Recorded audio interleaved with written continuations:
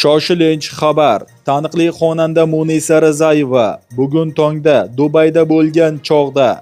Assalomu alaykum hurmatli tomoshabin. Ushbu xabardan barcha o'zbek xalqi xabardor bo'lishi uchun like bosib kanalimizga obuna bo'ling.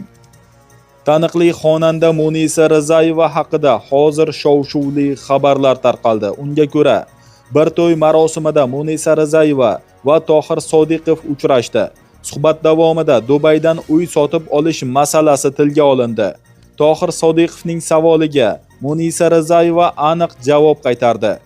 U Dubaydagi uy o'zi uchun emasligini, xarid turmush o'rtog'i tomonidan amalga oshirilganini bildirdi. Qisqa ma'lumot bo'lsa-da, unda san'atkorlar hayotidagi oddiylik va shaxsiy masalalarga bo'lgan sokin yondashuv seziladi deyilgan xabarda.